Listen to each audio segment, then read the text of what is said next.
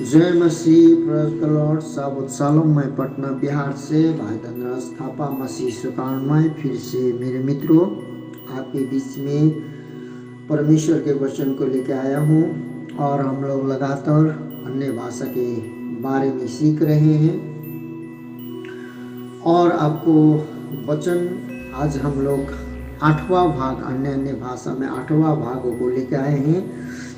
ईश्वरीय स्वभाव जिसे प्रभु देता है, उसको देखने से पहले 8वां भाग को करने से पहले आप लोगों के बीच में उपलब्ध करने से पहले पेश करने से पहले हम आपको सबसे पहले बात मैं हैप्पी क्रिसमस और साथ में हैप्पी न्यू ईयर और आपको बहुत बहुत बधाई। मैं जीसस लव्स यू चैनल की ओर से बहुत बहुत मैं बधाई देता हूँ। और ये चैनल में से हम लोग लगातार 1 साल से जब ये चैनल में जब से मैं जुड़ा हूँ लगातार 1 साल से परमेश्वर के वचन आपके बीच में मैं निरंतर ला रहा हूँ। और आप परमेश्वर के वचन से मैं आशा करता हूँ कि आप लोग आशीषित हुए हैं। मेरे मित्रों, क्रिसमस का जो 25 तारीख का डेट है, जो बाइबल इसमें प्रूफ नहीं करती है कि 25 तारीख के है, परंतु जो भी हो मसीह यीशु 2000 साल पहले इस संसार में आए थे और जन्म लिए थे। और जन्म लेने का एक उद्देश्य था कि मनुष्य भेड़ के नाई सब के सब भटक गए थे और अपना अपना मार्ग ले लिया था, परंतु मार्ग सत्य जीवन मसीह यीशु जो उद्धारकर्ता बनकर जो उद्धार करने के लिए मनुष्य के पापों के लिए उद्धार करने के लिए जन्म लिए थे। तो यहूदी कैलेंडर्स के अनुसार भी इस महीना में वो पूरी रीति से नहीं बताता है कि क्रिसमस 25 तारीख दिसंबर का ही था, क्योंकि वो कैलेंडर के अनुसार भी यहूदी कैलेंडर के अनुसार भी इस महीना में क्रिसमस नहीं है। परंतु आज हमें जानने की बात है कि जब ईसाई पूर्व पुराने समय में जो संवत थे उस ईसाई पूर्व पहले जितने का एडी जो चलता था उसमें उल्टा गिनती गिना जाता था। तो उसमें मैं ये विश्वास करता हूँ कि परमेश्वर 2000 साल 2020 साल पहले जीरो समय में परमेश्वर आया था। जैसे कि 2020-21 के बीच में जनवरी आता है, उसी प्रकार मैं विश्वास करता हूँ कि जब जीरो हुआ था तो मसीह यीशु इस धरती पर परमेश्वर उद्धारकर्ता और मुक्तिदाता और इमानुएल परमेश्वर हमारे साथ जो पृथ्वी में उद्धारकर्ता बन के जन्म लिए थे कुंवारे मरियम के द्वारा, ये मैं विश्वास करता हूँ। और मैं ये भी प्रार्थना करता हूँ आपके लिए, आप लोगों के लिए कि ये क्रिसमस 2000 साल पहले यीशु मसीह जन्म लिया है। मैं ये विश्वास करता हूँ कि जो जीरो संवत में आकर अभी 2020 साल गुजर गए हैं, यीशु मसीह का जो सेलिब्रेट बर्थडे जो मनाने वाला क्रिसमस मनाने वाला कितने आए कितने गए, लेकिन जो क्रिसमस मनाकर जो विश्वास करने वाले हैं वो मसीह यीशु के पास जिस प्रकार मसीह यीशु पैदा लिया, पाप को उठा लिया, हमारे रोग कष्ट बीमार पाप को उठा लिया और हमारे पाप को उठाकर धोने के लिए आपके मजदूरी को मृत्यु था, मृत्यु से बचाने के लिए वो सलीब पर चढ़ाया गया, टांगा गया, मारा गया।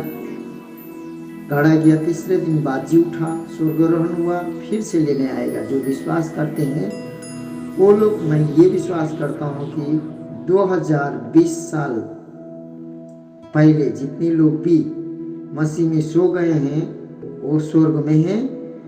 और मैं यही प्रार्थना विनती करने जाता हूँ आप लोगों से, ये न्यू ईयर में और ये क्रिसमस के समय में, कि आपके घर में, आपके जीवन में, आपके परिवार में, आपके कलीसिया में, आपके मंडली में जो भी मसीह से अनजान है, जो मसीह है या गैर मसीह हो, जो मसीह से अनजान है, जो मसीह को नहीं जानते हैं, जो मसीह के बातों को, वचन को नहीं जानते हैं, उसमें नहीं चलते हैं, उनके हृदय में मसीह पैदा ले और उनके जीवन में उद्धार, मुक्ति, छुटकारा हो और वो पाप से पश्चाताप करे और खाली सेलिब्रेट करने वाला और सिर्फ क्रिसमस मनाने वाला न हो, लेकिन ख्रिस्त के साथ स्वर्ग में अनंत अनंत जीवन प्राप्त करने वाला हो। यही मेरा प्रार्थना और विनती है। हालेलुया। मेरे मित्रों, अब हम लोग सीधे वचन में जाएंगे। फिर से जो पहले मैंने आप लोगों के बीच में बताया था उसी वचन को मैं दोहराने चाहूँगा, जैसे कि प्रभु से बातचीत करने का वरदान में से अन्य अन्य भाषाएं बोलने का वरदान और अन्य अन्य भाषाओं का अनुवाद करने का वरदान और भविष्यवाणी का वरदान, ये प्रभु से बातचीत करने का वरदान है। मेरे मित्रों, मैंने आपके बीच में पहला भी रख चुका हूँ। और दूसरा में है परमेश्वर से दिव्य प्रकाशनों एवं दर्शन पाने का वरदान। यह है बुद्धि का वचन, ज्ञान का वचन और आत्माओं का परख करने का वरदान। ये तीनों वरदान परमेश्वर से दिव्य प्रकाशनों एवं दर्शन पाने और बातचीत करने का वरदान है। तो तीसरा में है प्रभु की सामर्थ को प्रकट करने की वरदाने। जो प्रभु की सामर्थ प्रकट करने की वरदाने में पहले विश्वास है, दूसरा चंगाई का वरदान है, तीसरा है आश्चर्य कर्म करने का वरदान। ये तीनों ये 9 वरदान 3 भागों में बांटा है। 3 भागों में से एक भाग का एक अंश जो कि अन्य अन्य भाषाओं में हम लोग 8 भाग में पहुंचे हैं। आपको मैंने छोटा छोटा भाग करके आपके सम्मुख लाया है। ईश्वरीय स्वभाव जिसे प्रभु देता है। अब मेरे मित्रों, थोड़ा सा फिर से पहले के कुछ हम लोग सुन चुके हैं, देख चुके हैं, उसको हम लोग रिमाइंड करेंगे। 5वां भाग से मैं रिमाइंड कर दूंगा। एक परिवर्तित जीव के विशेष गुण जो जिसमें हम लोग सीखे हैं, उसमें कौन कौन गुण थे उसको हम लोगों ने सीखा है। पहला गुण था, दूसरा गुण था और तीसरा गुण था। उसमें पहला गुण कार्य में परिवर्तन था, हम लोग सुने थे, और दूसरा में सामर्थ्य में बदलाव था, तीसरा में दिखाई देने में बदलाव था, और फिर जो छठा भाग में था नवीन जीवे क्या है। ये नवीन जीवे के बारे में भी हम लोगों ने हमने आप लोगों के साथ मिलकर इसको भी पूरी रीति से हम लोग एक एक करके हम लोग देख लिए। जैसे कि हम लोगों ने क्या देखा था कि इसमें भी 5 बातें हैं। उसमें लोगों द्वारा बोली गई भाषाएं, और दूसरी था स्वर्गदूत की बोलियां, स्वर्गदूत के द्वारा बोली जाने वाली भाषाएं और स्वर्ग का भाषाएं तीसरा था, और चौथा भाषा जो पवित्र आत्मा द्वारा उपयोग की जाती है वो भाषाएं हमने वचन के साथ देखा, और 5वां था प्रभु के भाषाएं, ये भी हमने देखा मेरे मित्रों। और हम लोग अन्य अन्य भाषा में भाग 7 में देखा, जब हम नई जीवों या भाषाओं में बोलते हैं तब क्या होता है, उसको भी हम लोगों ने देख लिया है। अब आज हम लोग सीधे परमेश्वर की महिमा हो भाग 8 में पहुंच गए हैं। भाग 8 में आपको मैंने पहले भी बताया ईश्वरीय स्वभाव जिसे प्रभु देता है। जो प्रभु देता उस ईश्वरीय स्वभाव को हम लोग देखेंगे। एक कहावत है, मुझे बताओ कि तुम्हारे मित्र कौन हैं और मैं बताऊंगा कि तुम्हारा चरित्र कैसा है। हाँ मेरे मित्रों, नीति वचन 22 का 24-25 कहता है, क्रोधी मनुष्य का मित्र न होना और झट क्रोध करने वाले के संग न चलना। कहीं ऐसा न हो कि तू उसकी चाल सीखे और तेरा प्राण फंदे में फंस जाए। यह बोला है कि क्रोधी मनुष्य का मित्र बिल्कुल नहीं होना। क्रोधी मनुष्य के साथ मित्र आप बन जाएंगे तो धीरे धीरे उसका मित्र भाव के साथ साथ उसका चरित्र, उसका स्वभाव आपके जीवन में आ जाएगा। इसीलिए नीति वचन में बोलता है न होना, उसका मित्र नहीं होना। और झट क्रोध करने वाले, ये झट क्रोध करने वाले वो अचानक क्रोध होगा, वो मूडियल होगा, उसके संग न चलना। उसके संग न चलना का मतलब संगति भी नहीं रखना, न चलना। कहीं ऐसा न हो कि तू उसकी चाल सीखे। ऐसा न हो कि वो क्रोध करता हो, उसका भी चाल सीखे तो मित्र भाव करके। ऐसा न हो कि झट क्रोध करने वाला का भी साथ रहकर संगति करके उसका भी चाल तो सीखे और तेरा प्राण फंदे में फंस जाएगा। ये झट से क्रोध करने वाले लोग और जो क्रोधी लोग हैं अपने आप भी फंदे में पड़ते हैं और दूसरों को भी फंदे में फंसा देते हैं मेरे मित्रों।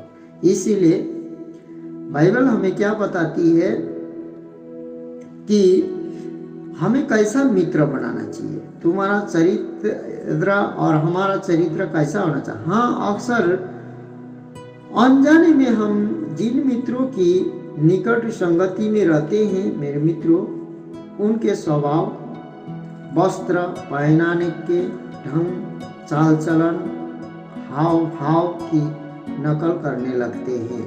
ठीक इसी प्रकार से जब हम अपने प्रभु से विभिन्न भाषाओं में बोलते हैं, पवित्र आत्मा से भरकर और उसकी मधुर वाणी सुनना सीखते हैं और इस प्रकार उसके साथ चलते हैं, तब धीरे धीरे परमेश्वर स्वयं ही उसका ईश्वरीय स्वभाव हम में प्रवेश करता जाता है मेरे मित्रों।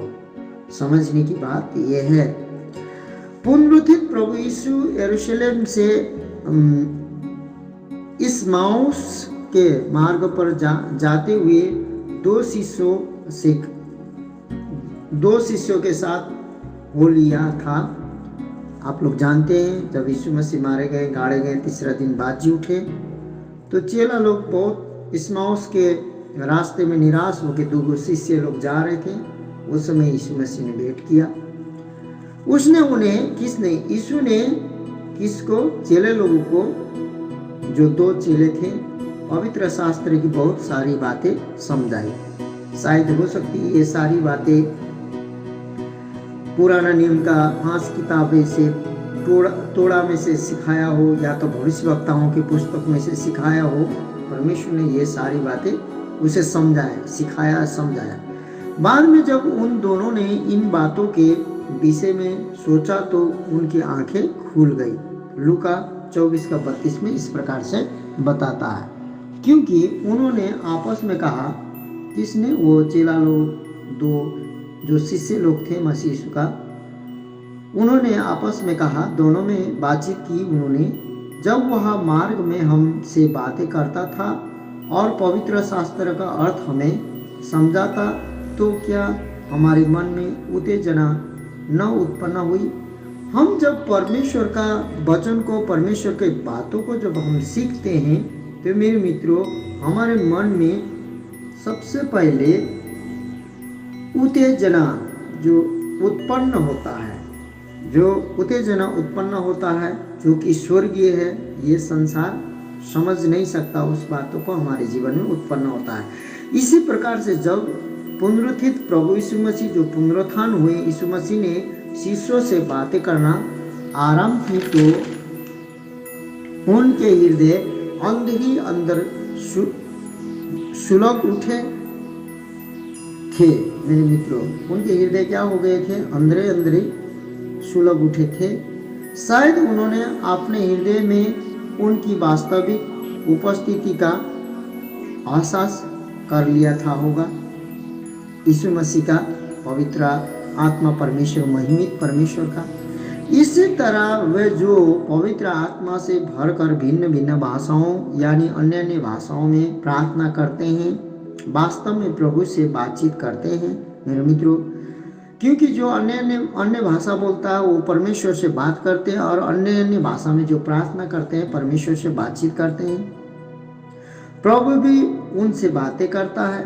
इस प्रकार बारंबार बातचीत करने पर वह पूर्णतया उनके हृदय पर, जो बातचीत करते हैं उनके हृदय पर शासन करने लगता है। कौन? यीशु मसीह का पवित्र आत्मा और वरदान, और उन्हें अपना बना लेता है या अपना बना लेता है। आमीन। हृदय के मूल स्वभाव में जब वह प्रवेश करता है, हमारे भीतरी अंतस्करण में जो मूल स्वभाव में जब प्रवेश करता है मेरे मित्रों, तब यह अपने आप से दिव्य स्वभाव में बदल जाता है। मेरे प्रियजनों, प्रदान वरदानों के लाभ की यह चरम बिंदु है। केवल इस वरदान के द्वारा परमेश्वर का स्वभाव हम में आता या प्रवेश करता है। हालेलुया। इस संसार में कौन है जो यह आशीष पाना न चाहेगा? कौन व्यक्ति है, कौन है जो आगे आता और कहता है नहीं, मैं अपने अंदर उसके ईश्वरीय स्वभाव को नहीं चाहता।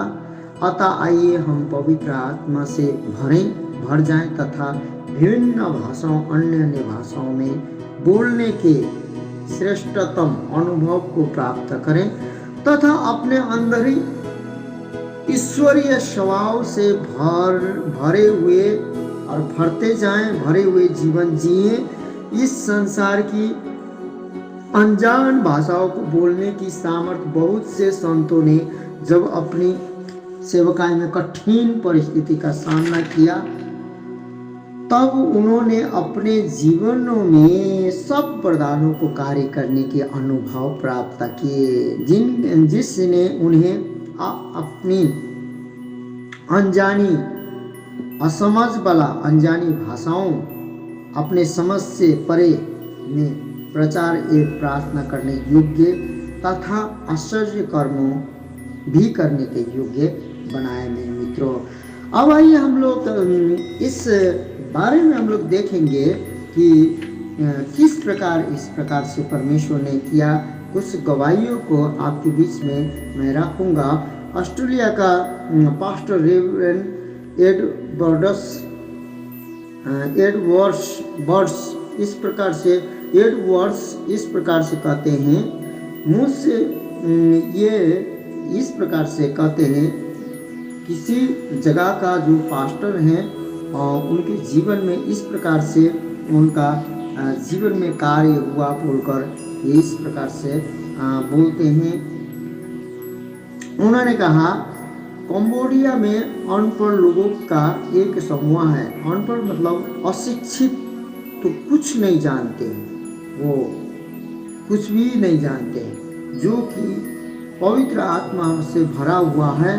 वे तो अनपढ़ हैं, वे अपनी मातृभाषा को, अपनी जो जगह के भाषा को छोड़कर दूसरा भाषा नहीं जानते। फिर भी उन्हें यह महसूस हुआ कि उन्हें अंग्रेजी जानना चाहिए, जिससे कि परमेश्वर के जो सेवक उनके यहाँ सेवा प्रचार करने आते हैं उनके संदेश को समझ सके, बूझ सके, सुन सके, उनके संदेशों का अनुवाद अपनी भाषा में कर सके तथा वक्ताओं से संपर्क कर सके। एक दिन वे अद्भुत विश्वास से भरे हुए थे। जब ये सब पवित्र आत्मा से भर गए, तब ये परमेश्वर की विशाल शक्ति को प्राप्त किया और स्तुति प्रभु के द्वारा दी गई भिन्न भिन्न भाषाओं में बोलने लगे और स्तुति, प्रशंसा, आराधना करने लगे। और उन सब ने अपने अपने हाथ अपने दल के अगुए जो पास्टर हो जो भी हो, वो दल के अगुए के सिर पर रखें, अपने हाथ को रखें, अपने हाथ को बढ़ाया और कहा, प्रभु आपने हमें अन्य अन्य भाषाओं में बोलने का वरदान दिया है, हम आपका धन्यवाद करते हैं। प्रभु यीशु मसीह, अब हम आपसे विनती करते हैं कि हमारे अगुआ को अच्छी अंग्रेजी बोलने तथा समझने की क्षमता प्रदान करें या तो दें। उन्होंने सब मिलकर उन्होंने विश्वास में प्रभु से संघर्ष किया तथा मांगा। प्रभु का अनुग्रह वास्तविक रूप से उस अगुए पर उतरा। वह एक अनपढ़ व्यक्ति बहुत अच्छी अंग्रेजी बोलने लगा है और बोली गई अंग्रेजी को बिल्कुल ठीक ठीक समझता है। वह अंग्रेजी में बोले जाने वाले उपदेशों का अनुवाद अपनी मातृभाषा वहाँ के पगड़ियन भाषा में अनुवाद करता है। मेरे प्रियो, कैसा महान आश्चर्य कर्म है हमारे परमेश्वर का। और एक गवाही आपके बीच में मैं रखने चाहता हूँ। परमेश्वर की महिमा हो। कई वर्ष पूर्व पहले मैंने पढ़ा था, एक बार प्रभु का एक सेवक टॉमी हिंगस सुसमाचार प्रचार करने के लिए रूस देश में गया और वहां जाने के बाद में उसने रूस में बहुत दिन रहने के बाद भी उसने रूसी भाषा नहीं सीख पाया। उसने एक रूसी भाषांतर जो अनुवाद करने वाले का प्रबंध किया कि सुसमाचार सुनाए, उसके संदेश का रूसी भाषा में अनुवाद करे।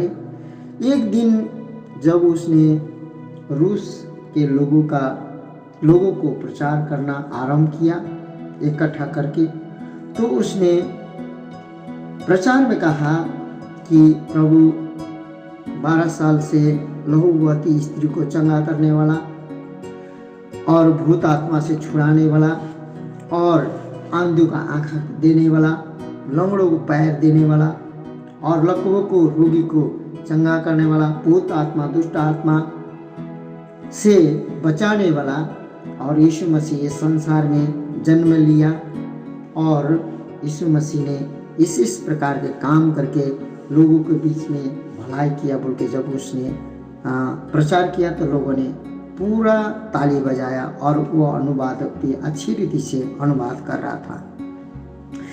परंतु जैसे ही उसने कहा कि यीशु मसीह संसार में आया, हमारे पापों के लिए मारा गया, गाड़ा गया, तीसरा दिन बाद जी उठा और यीशु मसीह सलीम पर टांगा गया और पहले यूहन्ना 1:7 के अनुसार उद्धृत जो उदाहरण देकर जब यीशु मसीह का लहू हमें सब पापों से शुद्ध करता है, तुरंत ही वह इस प्रकार से टॉमी हिंग ने बोला।